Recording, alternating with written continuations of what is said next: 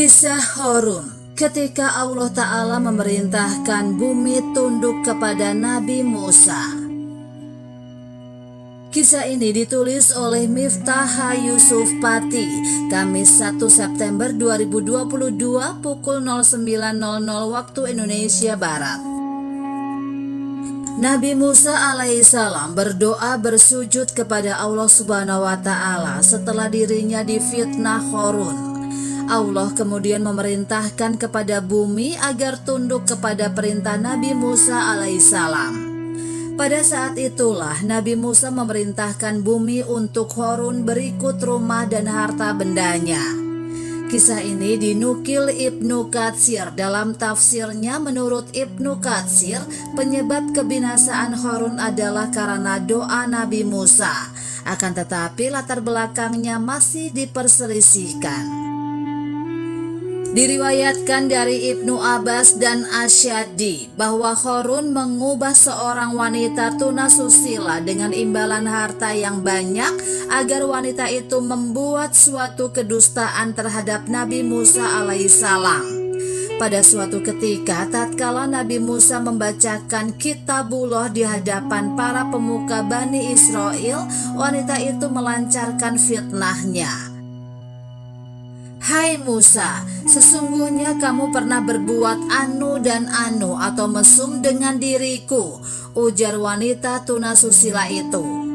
Setelah wanita itu mengucapkan pernyataan tersebut di hadapan para pemuka Bani Israel, tubuh Nabi Musa alaihissalam bergetar karena takut.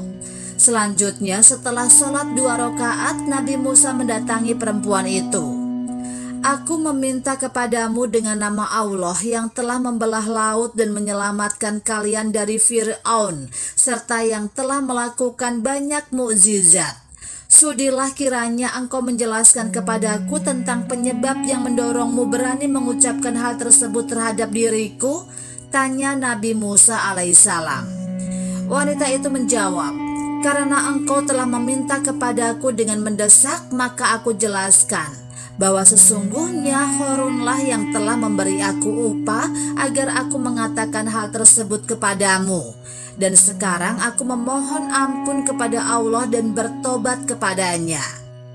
Saat itu juga Nabi Musa menyungkur bersujud kepada Allah Subhanahu wa Ta'ala dan memohon kepadanya sehubungan dengan fitnah yang dilancarkan oleh Harun.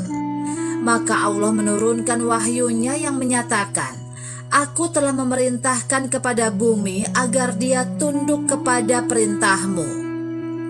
Lalu Nabi Musa memerintahkan kepada bumi untuk menelan Harun berikut rumah dan harta bendanya. Maka semuanya amblas ke dalam bumi. Penenggelaman Harun itu diterangkan di dalam hadis sahih yang ada pada Imam Bukhari melalui riwayat Az-Zuri dari Salim. Ayahnya pernah menceritakan kepadanya bahwa Rasulullah SAW pernah bersabda, tatkala seorang lelaki sedang menyeret kainnya dengan penuh kesombongan, tiba-tiba dia dibenamkan ke dalam bumi. Maka dia terus amblas ke dalam bumi sampai hari kiamat. Allah Subhanahu wa Ta'ala berfirman dalam surat Al-Qasas ayat 81 hingga 82 yang artinya, maka kami benamkanlah Harun beserta rumahnya ke dalam bumi. Maka tidak ada baginya suatu golongan pun yang menolongnya terhadap azab Allah. Dan tiadalah dia termasuk orang-orang yang dapat membela dirinya.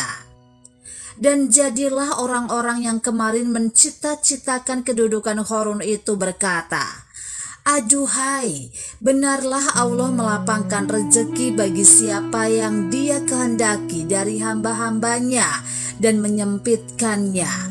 Kalau Allah tidak melimpahkan karunia-Nya atas kita, benar-benar dia telah membenamkan kita pula.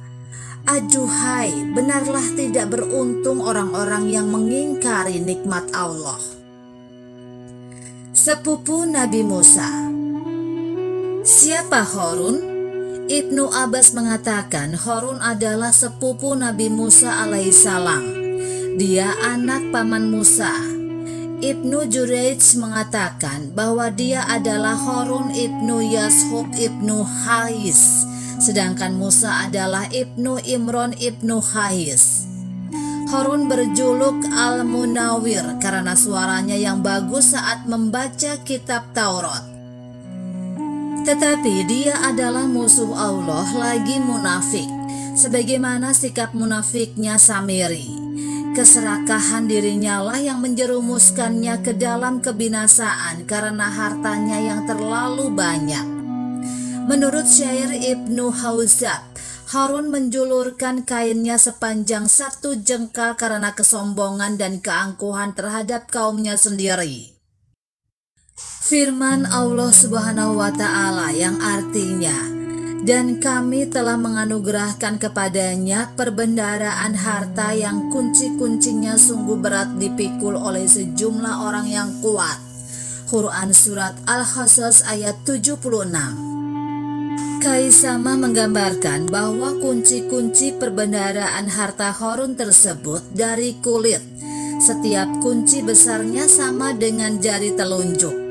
Setiap kunci untuk satu gudang tersendiri secara terpisah. Apabila Harun berkendara, maka semua kunci perbendaharaannya diangkut dengan 60 ekor begal yang kuat. Tingkah Harun yang sombong mengundang kaumnya untuk berkomentar dan memberi nasihat kepadanya. "Janganlah kamu terlalu bangga dengan apa yang telah kamu peroleh," ujar kaumnya kepada Harun. Dengan sombong Harun menjawab nasihat itu, "Aku tidak memerlukan nasihatmu, karena sesungguhnya Allah memberiku kekayaan ini, sebab Dia mengetahui bahwa aku berhak mendapatkannya dan sebab kecintaannya kepadaku."